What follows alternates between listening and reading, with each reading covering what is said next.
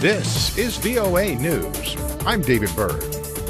U.S. Secretary of State Mike Pompeo has postponed a trip to Ukraine and the Middle East so he can focus on the situation in Iraq.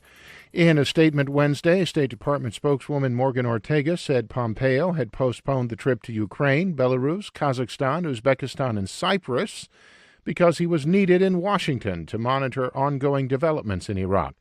Ortagus said the trip would be rescheduled in the near future, and in her words, the secretary looks forward to the trip at that time.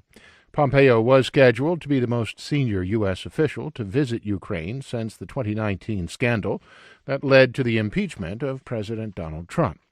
The secretary did speak Wednesday with Iraqi Prime Minister Abdul Mahdi as Iranian-backed paramilitary groups protesting U.S. airstrikes withdrew from the U.S. Embassy in Baghdad.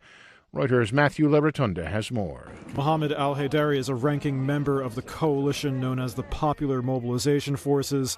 The PMF leadership says their message has been heard and never intended for violence. The Americans are there to train Iraqi forces or combat terrorism, he says. The killing of PMF members is unacceptable. The U.S. airstrikes that targeted the Kataib Hezbollah militia, which falls under the PMF's umbrella, killed or wounded scores. However, Kataib Hezbollah is considered a terrorist organization by Washington, even though it's technically a unit within the Iraqi government's own armed forces. The Prime Minister is furious over the airstrikes but has pleaded for calm. The PMF says its call to withdraw is in deference to him. That's Matthew Larotonda reporting. For more, be sure to visit our website, voanews.com. This is VOA News. UN Secretary-General Antonio Guterres has expressed deep concern after North Korean leader Kim Jong-un threatened to resume long-range missile and nuclear tests.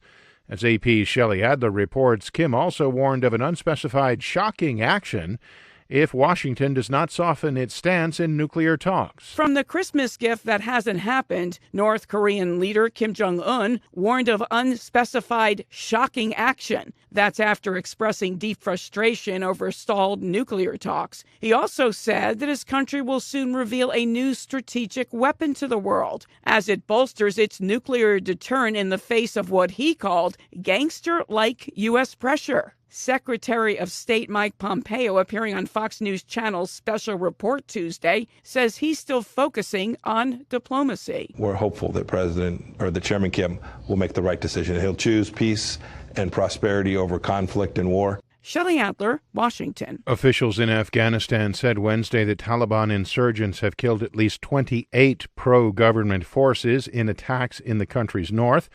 Despite harsh weather conditions, the Taliban has staged almost daily battlefield attacks in Afghanistan's northern and northeastern provinces over the past week.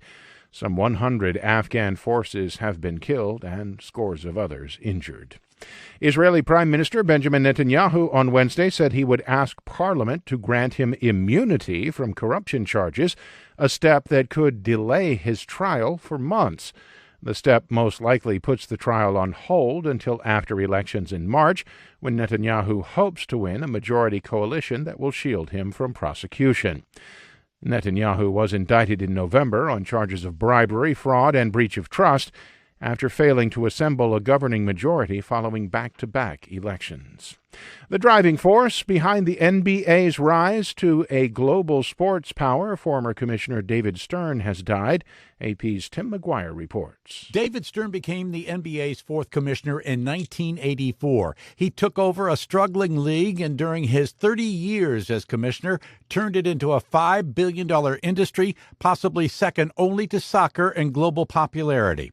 In February of 2013, a year before his retirement, Stern said getting the NBA online was one of the keys to that success. We see digital, just on a global basis, to be a driver of our international growth in an incredible way. The 77-year-old died New Year's Day with his family at his side. He never recovered from emergency surgery following a brain hemorrhage on December 12th.